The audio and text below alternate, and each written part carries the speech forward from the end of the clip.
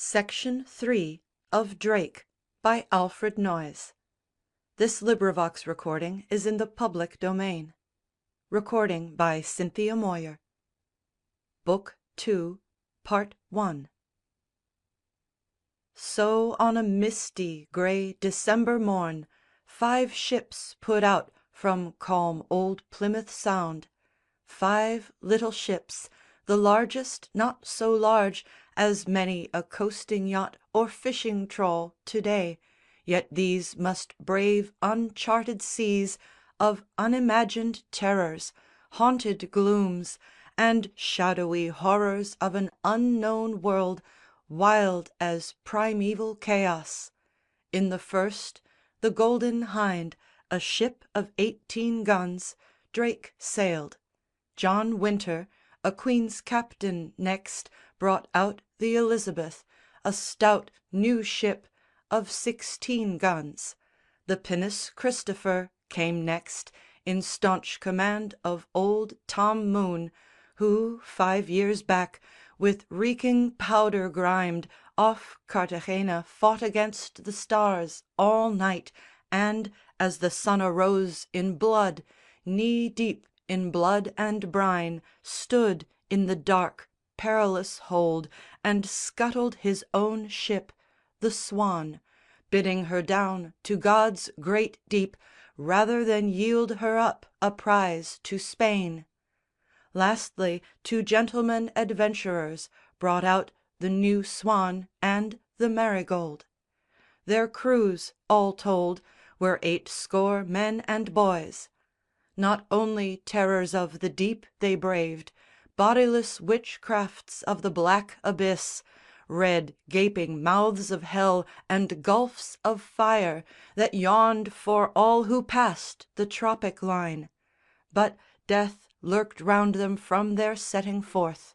Mendoza, plenipotentiary of Spain, by spies informed, had swiftly warned his king, who sent out mandates through his huge empire from Guadalquivir to the Golden West, for the instant sinking of all English ships and the instant execution of their crews who durst appear in the Caribbean Sea. Moreover, in the pith of their emprise a peril lurked, Burleigh's emissaries, the smooth-tongued Thomas Doughty, who had brought his brother, unacquitted of that charge of poisoning raised against him by the friends of Essex, but in luckless time released lately for lack of proof, on no strong plea. These 2 wound through them like 2 snakes at ease in Eden waiting for their venomous hour. Especially did Thomas Doughty toil with soft and flowery tongue to win his way, and Drake, whose rich imagination craved for something more than simple seaman's talk, was marvellously drawn to this new friend, who, with the scholar's mind, the courtier's gloss, the lawyer's wit, the adventurer's romance, gold honey from the blooms of Epheues, rare flashes from the mermaid, and sweet smiles copied from Sidney's self, even to the glance of sudden liquid sympathy, gave Drake that banquet of the soul he ne'er had known nor needed till he knew, but needed now. So to the light of Doughty's answering eyes he poured his inmost thoughts out hour by hour, and Doughty coiled up in the heart of Drake. Against such odds the tiny fleet set sail, yet gallantly and with heroic pride, escutcheoned palisades, emblazoned poops, banners and painted shields and close-fights hung with scarlet broideries, every polished gun grinned through the jaws of some heraldic beast, gilded and carven and gleaming with all hues; while in the cabin of the Golden Hind rich perfumes floated, given by the great Queen herself to Drake as Captain General. so that it seemed her soul was with the fleet, a presence to remind him far away of how he talked with England face to face. No pirate he, but Gloriana's knight. Silver and gold his table furniture, engraved and richly chased, lavishly gleamed, while, fanned by favouring airs, the ships advanced, with streaming flags and ensigns and sweet chords of music struck by skilled musicians, whom Drake brought with him, not from vanity, but knowing how the pulse of men beats high to music, and the hearts of men like these were open to the high romance of earth, and they that dwelt so near God's mystery were proud of their own manhood. They went out to danger as to a sweetheart far away. Light as the sea birds dipping their white wings in foam before the gently heaving prows, each heart beat, while the low soft lapping splash of water racing past them ripped and tore whiter and faster, and the bellying sails filled out, and the chalk cliffs of England sank, dwindling behind the broad grey plains of sea. Meekly content and tamely stay at home the seabirds seemed that piped across the waves. And Drake, bemused, leaned smiling to his friend Doughty and said, "Is it not strange to know, when we return, yon speckled herring gulls will still be wheeling, dipping, flashing there?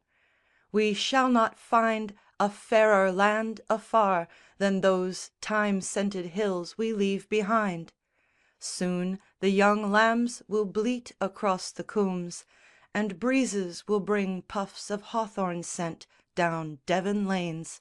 Over the purple moors lavrocks will carol, and on the village greens, around the Maypole, while the moon hangs low, the boys and girls of England merrily swing in country footing through the morris dance. But many of us indeed shall not return."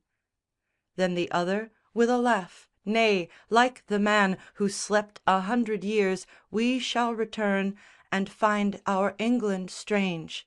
There are great storms brewing. God only knows what we shall find. Perchance a Spanish king upon the throne. What then?" And Drake, "I should put down my helm And out once more to the unknown golden West To die, as I have lived, in a free land."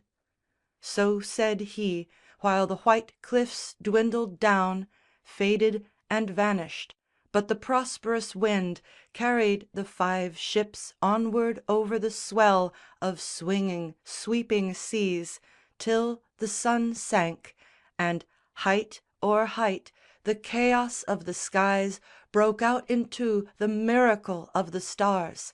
Frostily glittering, all the Milky Way Lay bare like diamond dust upon the robe Of some great king.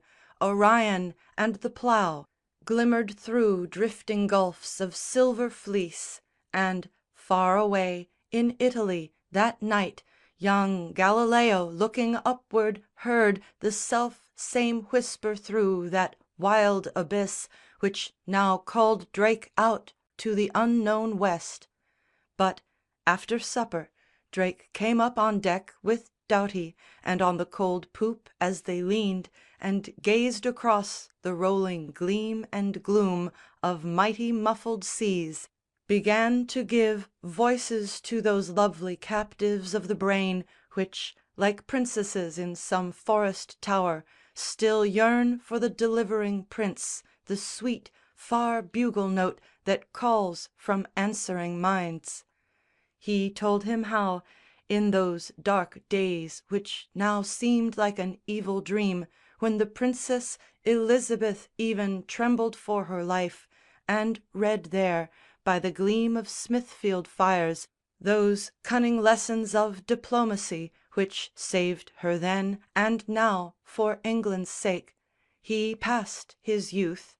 'Twas when the power of Spain began to light the gloom With that great glare of martyrdom which, while the stars endure, Bears witness how men overcame the world, Trod the red flames beneath their feet like flowers, And cast aside the blackening robe of flesh, While with a crown of joy upon their heads, Even as into a palace they passed through The portals of the tomb to prove their love Stronger at least than death, and in those days A Puritan, with iron in his soul, Having in earlier manhood occupied His business in great waters, and beheld The bloody cowls of the Inquisition pass Before the midnight moon as he kept watch, And having then forsworn the steely sea To dwell at home in England with his love At Tavistock in Devon, Edmund Drake Began, albeit too near the Abbey walls, To speak too staunchly for his ancient faith, And with his young child Francis had to flee By night at last for shelter to the coast. Little the boy remembered of that flight, Pillioned behind his father, save the clang And clatter of the hoofs on stony ground Striking a sharp blue fire, while country tales Of highwaymen kindled his reckless heart As the great steed went shouldering through the night. There Francis, laying a little sunburnt hand On the big bolstered pistol at each side, Dreamed with his wide grey eyes that he himself Was riding out on some freebooting quest, And felt himself heroic. League by league The magic world rolled past him as they rode, Leaving him nothing but a memory Of his own making.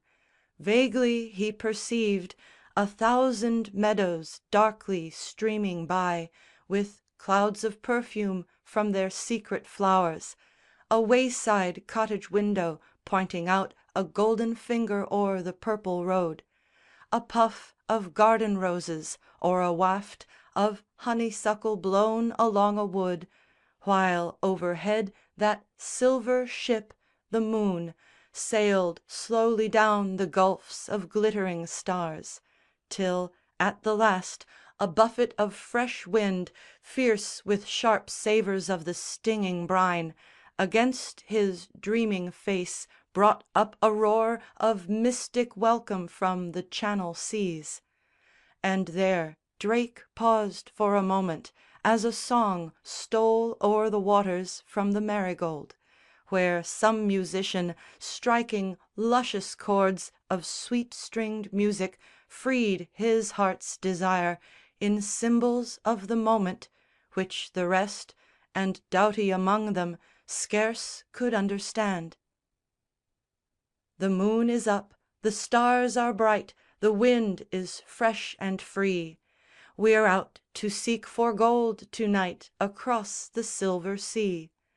The world was growing grey and old, Break out the sails again! We're out to seek a realm of gold Beyond the Spanish Main.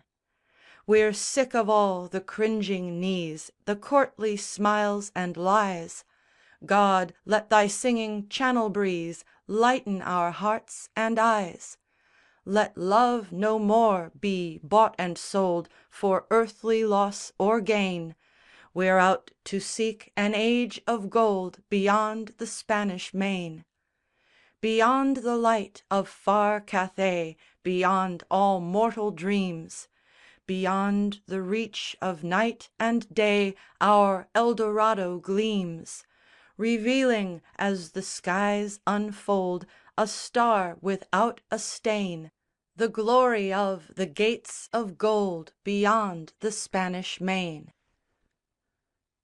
And as the skilled musician made the words Of momentary meaning still simply His own eternal hope and heart's desire, Without belief perchance in Drake's own quest. To Drake's own greater mind the eternal glory seemed to transfigure his immediate hope. But Doughty only heard a sweet concourse of sounds. They ceased, and Drake resumed his tale of that strange flight in boyhood to the sea. Next the red-curtained inn and kindly hands of Protestant Plymouth held his memory long. Often in strange and distant dreams he saw that scene which now he tenderly portrayed to Doughty's half-ironic smiling lips, half-sympathetic eyes.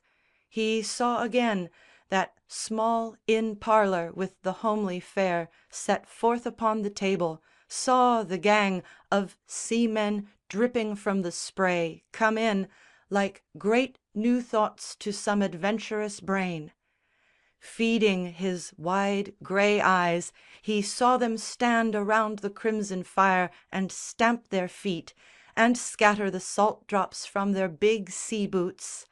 And all that night he lay awake and heard mysterious thunderings of eternal tides moaning out of a cold and houseless gloom beyond the world that made it seem most sweet to slumber in a little four-walled inn, immune from all that vastness. But at dawn he woke, he leapt from bed, he ran and looked. There, through the tiny high bright casement, there, oh, fairy vision of that small boy's face peeping at daybreak through the diamond pane.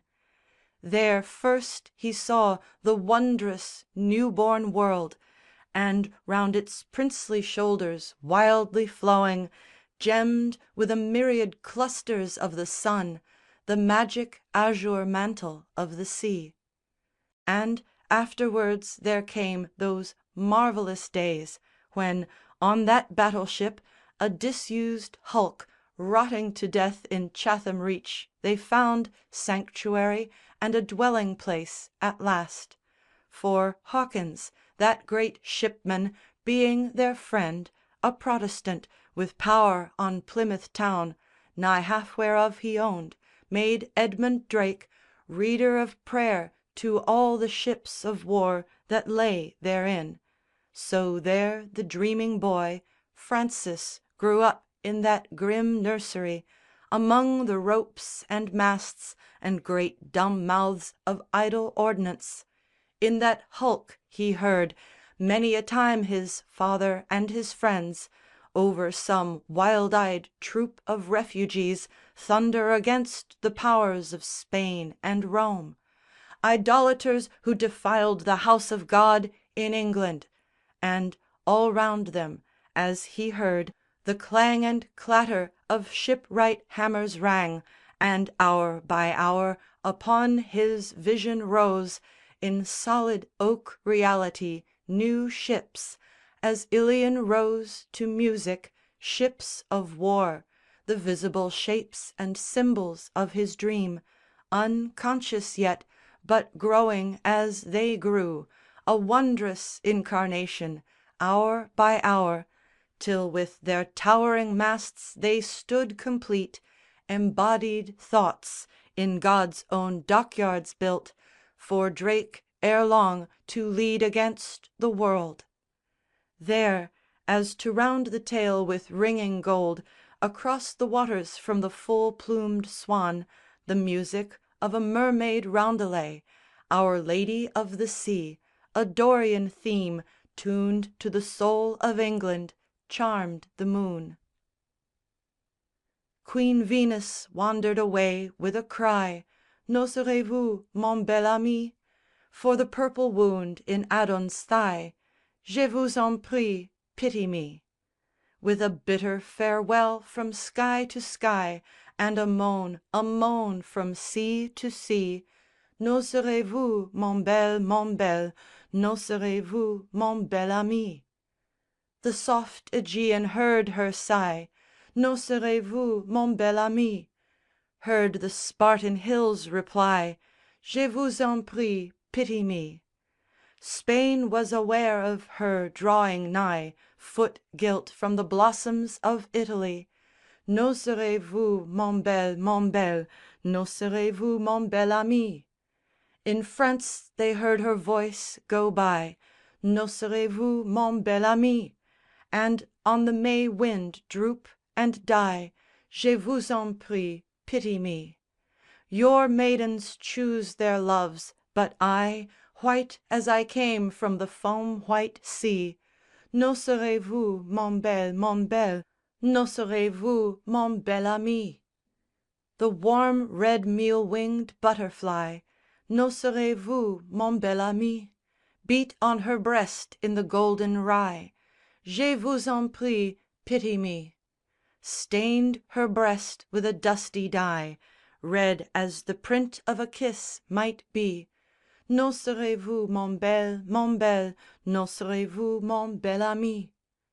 Is there no land afar or nigh, N'oserez-vous, mon bel ami? But dreads the kiss o' the sea, ah why, Je vous en prie, pity me. Why will ye cling to the loves that die? Is earth all add-on to my plea? N'oserez-vous, mon bel, n'oserez-vous, mon bel ami? Under the warm blue summer sky, N'oserez-vous, mon bel ami? With outstretched arms and a low long sigh, Je vous en prie, pity me. Over the channel they saw her fly To the white cliffed island that crowns the sea, N'oserez-vous, mon bel, n'oserez-vous, mon bel ami? England laughed as her queen drew nigh, N'oserez-vous, mon bel ami? To the white walled cottages gleaming high, Je vous en prie, pity me. They drew her in with a joyful cry To the hearth where she sits with a babe on her knee. She has turned her moan to a lullaby, She is nursing a son to the kings of the sea, N'oserez-vous, mon bel, n'oserez-vous, mon bel ami?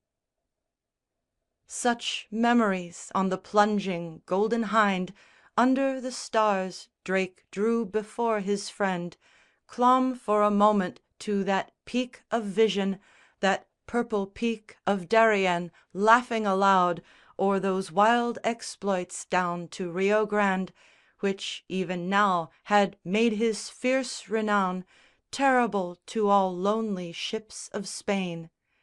E'en now, indeed, that poet of Portugal, Lope de Vega, filled with this new fear, Began to meditate his epic muse, Till, like a cry of panic from his lips, He shrilled the faint Dragontea forth, wherein Drake is that dragon of the Apocalypse, The dread antagonist of God and man.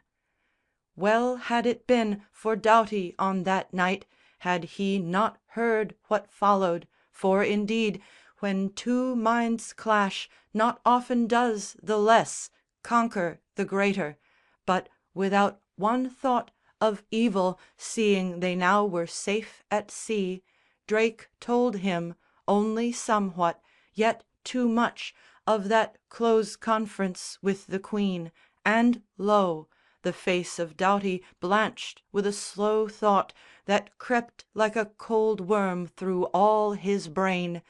Thus much I knew, though secretly, before, But here he freely tells me as his friend. If I be false and he be what they say, His knowledge of my knowledge will mean death. But Drake looked round at Doughty with a smile, And said, "Forgive me now, thou art not used To these cold nights at sea, thou tremblest, friend. Let us go down and drink a cup of sack To our return." And at that kindly smile Doughty shook off his nightmare mood and thought, The yardarm is for dogs, not gentlemen. Even Drake would not misuse a man of birth. And in the cabin of the Golden Hynde, Revolving subtle treacheries, he sat.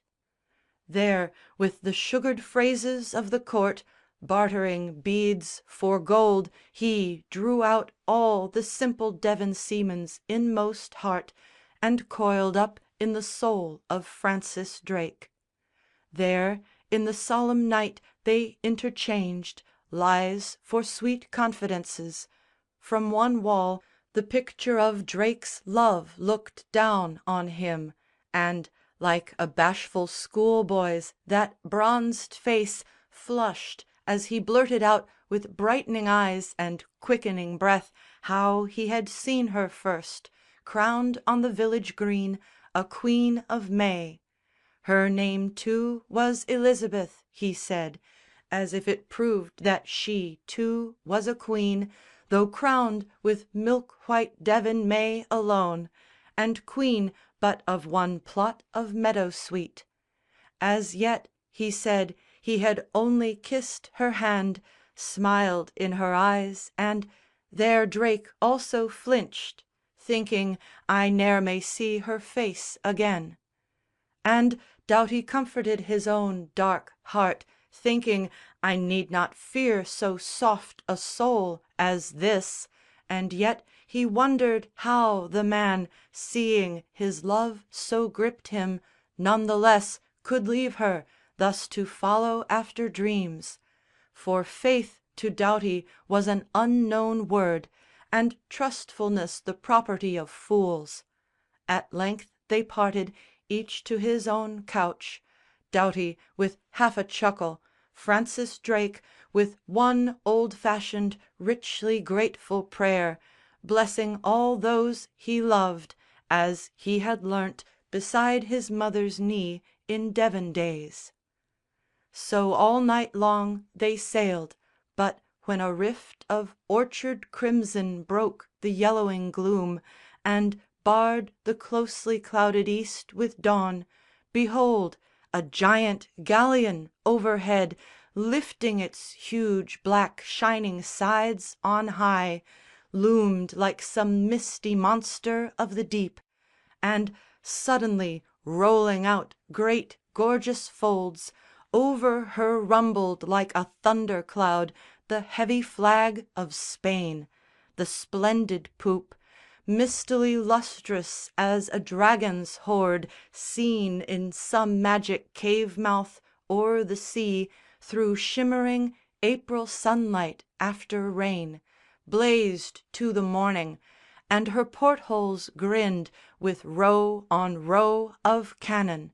There, at once, One sharp shrill whistle sounded, and those five Small ships, mere minnows clinging to the flanks Of that leviathan, unseen, unheard, Undreamt of, grappled her.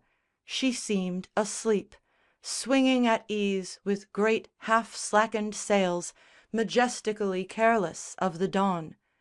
There, in the very native seas of Spain, There, with the yeast and foam of her proud cliffs, Her own blue coasts in sight across the waves, Up her Titanic sides without a sound The naked footed British seamen swarmed, With knives between their teeth; then, on her decks They dropped like panthers, and the softly fierce Black bearded watch of Spaniards, all amazed, Rubbing their eyes as if at a wild dream, Upraised a sudden shout, El Draque, El Draque, And flashed their weapons out, but all too late; For, ere their sleeping comrades reached the deck, The little watch, outnumbered and outmatched, Lay bound, and o'er the hatches everywhere The points of naked cutlasses on guard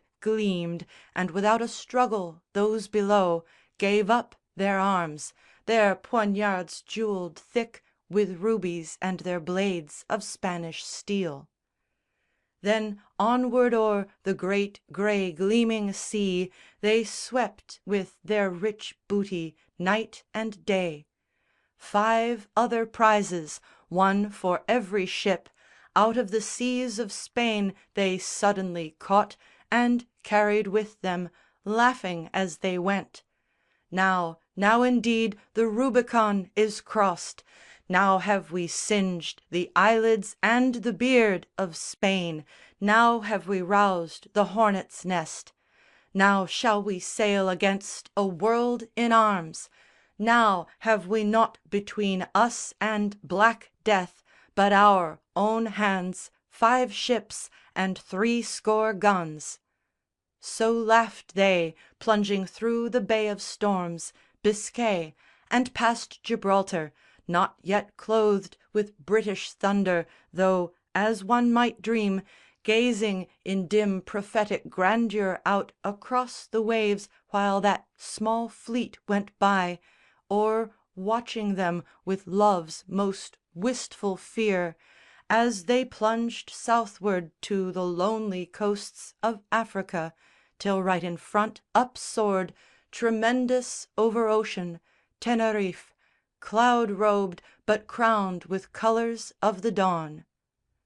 Already those 2 traitors were at work, Doughty and his false brother, among the crews, Who knew not yet the vastness of their quest, Nor dreamed of aught beyond the accustomed world; For Drake had kept it secret, and the thoughts Of some that he had shipped before the mast Set sail scarce farther than for Mogador In West Morocco, or at the utmost mark For northern Egypt, by the midnight woods And crystal palace roofed with chrysoprase Where Prester John had reigned 500 years, And Sidon, river of jewels, through the dark Enchanted gorges rolled its rays along.